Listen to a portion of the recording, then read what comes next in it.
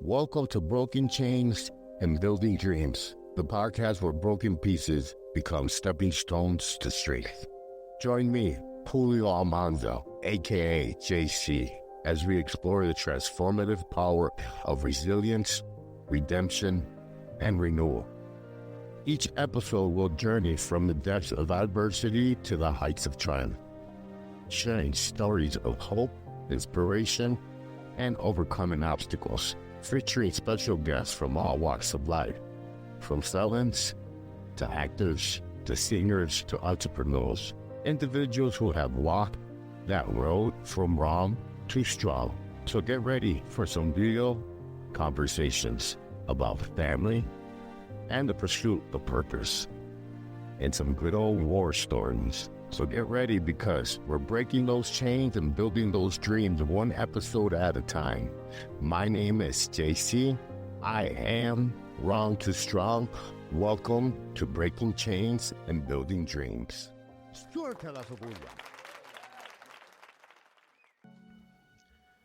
When I was getting ready to come home, I wasn't really planning on coming home to Arizona. I wanted like a fresh start. I wanted something new. I knew I couldn't count on my dad, so honestly I had tried to pick Florida. I had tried to move to Puerto Rico, but just nothing seemed to plan out. I ended up coming home to Phoenix, Arizona, to a halfway house on Roosevelt. And you know, I was hungry. I was like ready to be out. I was just ready. You know, this is the time where I came home, and you know, most of you guys have heard the story. You know, I went to LA Fitness to work, all that stuff. But there's a pivot moment in that story that I believe changed the course of my life from that day on, because I started, you know, breaking the law, doing stuff I shouldn't have been doing, and it took me back when it should have taken me forward. It should have made me better.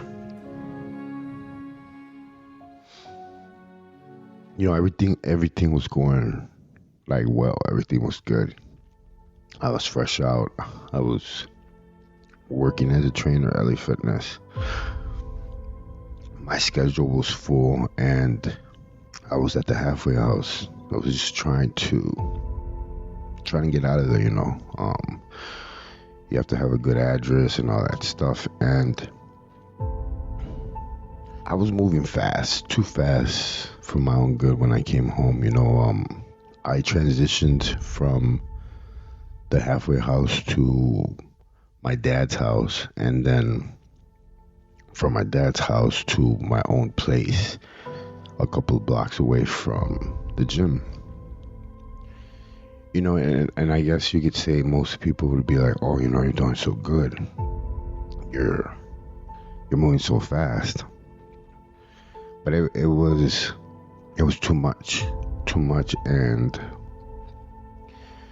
I guess you could say my ego started to get big. My head started to get big. I was making a good amount of money. I was fresh out.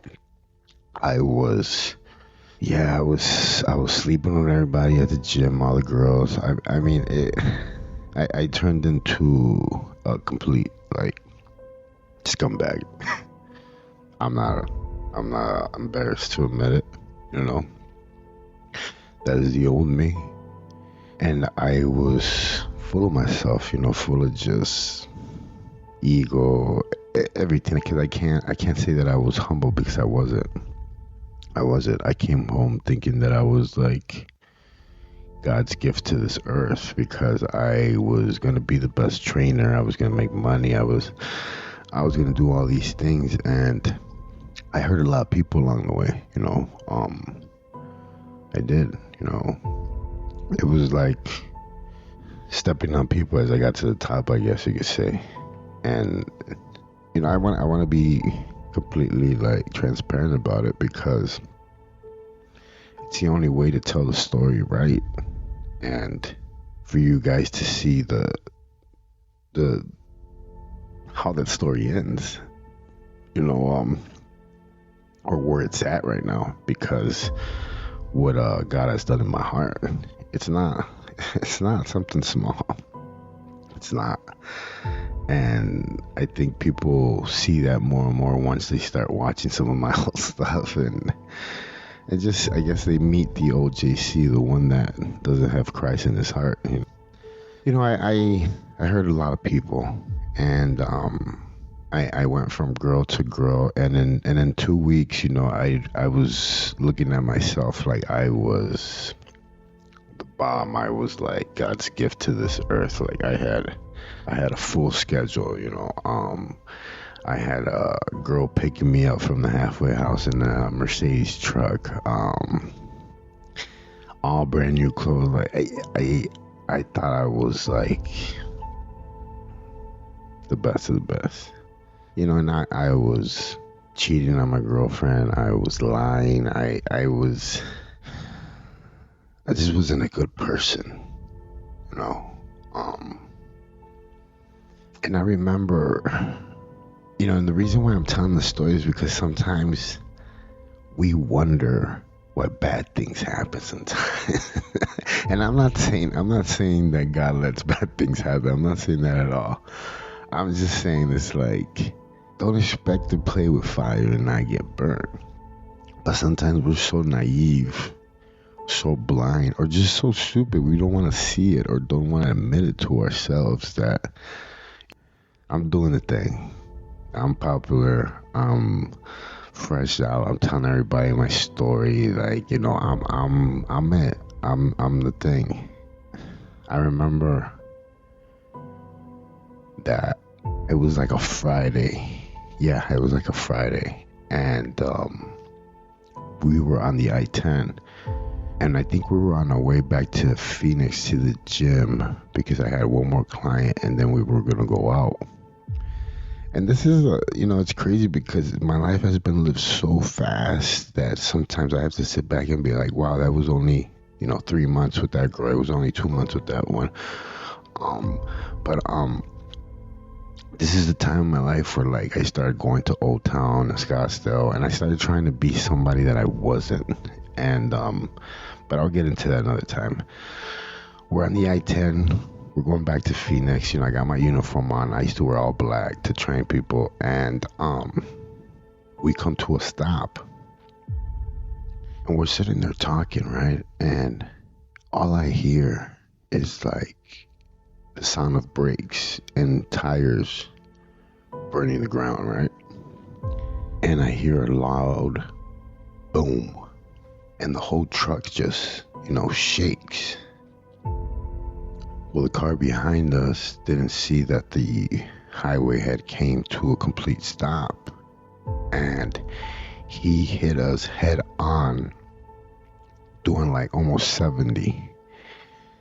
The tow truck guy said that if we wouldn't have been in that truck, that that Mercedes truck, we would have pretty much been dead, just because of the frame of that truck. It saved us, right? So in that moment, we're in the highway. She's crying, my girlfriend at the time. The officer's taking notes and everything, and she comes up to me and she says, "Mr. Julio Almanza." And I said, "Yes." She said, "Can you place your hands behind your back?" I said, I freaked out right away. I was like, what just happened right now? And she asked me again, "Can you please place your hands behind your back?" And once I seen the serious look on her, because it was a woman cop, I followed orders, I put my hands behind my back, but I started going into a panic attack pretty much. Before my walk with Jesus Christ, like, I used to feel a guilt in my heart and in my soul that was so deep that anytime I got into trouble, anytime I got hit as a kid, anytime anything happened, I always felt like I was getting caught for something that I had did before. I don't know how to explain it, and it's crazy, but it made me really frustrated my whole life. It really affected me really bad. Still does, I'm not gonna lie. Something I struggle with. I struggle with a lot of guilt. You know, the people I hurt, the people that are not. It just, I struggle with it. So I ask God every day. But she puts me in the back of the squad car, and man, something just happens. Like a switch. A switch went off, and I gave her my whole spill, you know. Me being behind in the back of a squad car with cuffs on, you develop to have, you know, skills to talk your way out of stuff sometimes. Where, you know, in Chicago, it was just different kind of cops, you know. At least when I grew up, if the cops caught you sometimes with the guns or stuff like that, and they knew, I don't know, I guess they just knew you were trying. There were sometimes that you go, I'm not gonna lie, like it was almost like they were gangster too. Like, you know, there was cops that you knew not to run from. It's just a different thing over there. You know, so I start spitting my game and I start telling her, I'm like, there's no way, you know, I could have a warrant because I just got out the feds. I told her they do a massive background check before they even release you. They don't just release you. If you have warrants or anything in any other state, they come and get you. I've seen it. But the thing is that when you're a criminal, you always have that in the back of your head. What if? You know, that guilt, that scared, old crimes. So, you know, and I know it was God. You know, now that I sit here and think about the situation, just everything, you know, we have moments in our lives where we're being taught something, and if we sit still and listen, we would know this. But since we're so full of ourselves, we think we know everything, we think we do everything, that it just shoots between our eyes and we don't even see it. You know, that day that DPS officer told me, she said, for some reason, Mr. Almanza, I truly believe you. And I was like, please. Because, you know, her job was to arrest me, take me to 4th Avenue jail, and leave me there. It would have been I had just got out. This time I was like really trying. I'm not gonna lie, like I was really trying. I was not doing nothing wrong. She took the time to take me to the courts in front of the judge. I explained my whole situation with her, how I had to be back at the halfway house by a certain time or I would be in trouble. That, number 2, I wasn't supposed to have no police contact whatsoever. You know, that DPS officer, I'll never forget her. She impacted my life for the simple fact that to this day I still remember her. She spoke about her husband being a firefighter, and she was an angel that day. If she would have not taken me to the courts in front of that judge, I would have sat at 4th Avenue jail for months, and the feds would have probably violated me, and it would have turned into a circus, just like before. You know, I've been down that road before when I was in East Moline. It's one of the stories I will be telling when I'm there. You know, I got lost in the system and I had just left the system. It's moments like this where, sometimes I ask myself, why? My decisions, what happened to me, my background, where I grew up. But what happened that day after I got released and she took me back to the halfway house and I made it back on time and everything. Everything was good. Me being in that squad car in the back seat, going to see the judge, all that stuff set off a switch that day. I wasn't the same that day. After that day, I started being a criminal again. I started lying, started cheating, I was on steroids, I was making them, it was crazy because it wasn't too long after that the girl that I was dating moved away. And I went through these phases where I really didn't have nowhere to go, and I ended up getting sent back to prison, on a violation. My story is so condensed and then it's so fast that even in those times, I met somebody else, and then a new chapter started in my life, and then a new gym started in my life, and then I got violated, and then my girlfriend, and that time, her name was Liz. When I went back to prison and got out, she committed suicide. So it was guilt after bad decision after bad decision. And as I sit here today, and I realize that I didn't have God in my life. I didn't have fear of nothing. And then that's why I was so I could honestly say immature, had no morals. I wasn't a man of God. And that's one of the biggest things, why I like to share my stories and why I like to just focus on certain things, because the change has been so big that sometimes I'm like, get out of here. When I was in school last week for my peer support certification and reading the material and getting ready, taking notes and just sitting there. The hardest part was sitting for 8 hours without moving.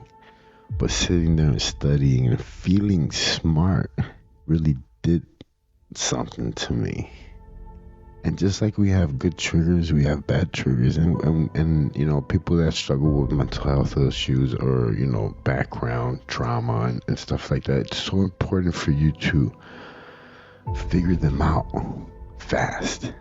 Because some of them are going to be superpowers for you, and some of them are going to be, days where you just have to sit down. And that's okay. There's nothing wrong with that. Games have timeouts for a reason. Don't forget that. Sometimes you have to sit down completely still. You don't have to be in the dark, but you could close your eyes. But I love just sitting still and just talking to him. He's changed me so much. Because I can't sit here and lie to you and tell you that I'm 100% study 4 hours every day. Yeah, I've had my phases where I study a lot. I have my phases. But the most important thing that I do not lose is the consistency of me talking to him every day and believing in him every day. Anybody can go through the motions. I tell, people, it used to aggravate me so much when people used to tell me, hey, what's your verse that you memorized? I'm like the worst person to memorize stuff. I'm like, I don't memorize stuff. I try to live it to the fullest. It's what got me in trouble on the streets. I love my walk. I love that I get to sit here and talk to him, and he gets to decide what I have to do and what parts of me, what parts of me heal first. But it's been an awesome journey. I'm not gonna lie. Like, has there been bad moments? Has there been storms? Yeah, I mean, it's life. It's like school. It's like training, because you go through these chapters in your life where we're supposed to learn from our good and bad decisions and lean, harder on, on Jesus. That's why I say, walk with me, walk this yard, because Jesus knows. Man, like my heart, like what I get to do now, go back to the prisons and share that. Never in a million years, if you would have told me this, I would have laughed in your face. A lot of people say that I should have found Jesus in prison. There's a lot of Jose's in prison, but the one that I was looking was never lost. He was right here in my heart. I just had to let him in. I hope you guys enjoy these episodes, these stories, these campfires, these lessons. I hope that you see just a profound transformation in not just only me, but what Wrong the Strong is doing as a team in Chicago, in Colorado, in Texas, in Arizona. God has blessed us with a ministry that connects with a lot of prisoners, not only in jail, but in their hearts and minds, addiction, mental health. Some of us don't even know how to have relationships. Some of us don't know how to be dads, and that's okay. It's why we're here, to help one another. I say it all the time. It's the Wrong the Strong way. Once you get strong enough, you become the wall for the next person to build their strength. You become the wall. And of course, Jesus in your heart is just my metaphor of war. I lived my whole life like that. I'm just going to war for Jesus now. I ended up getting violated and going back to prison, and that's when I got sent to Victorville, California.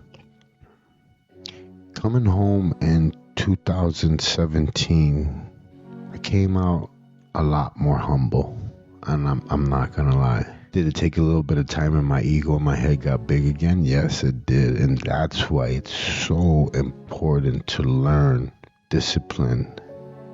And the best teacher is Jesus. But like I tell a lot of the women and men in prison, you're in the best school to learn discipline. You're in the best school to learn rutina. You're in the best school to learn time management. You're in the best school to learn how to be a CEO. You're in the best school to learn public speaking. Every time you're on the yard and you're sharing stories, war stories, you're in front of people, that's public speaking.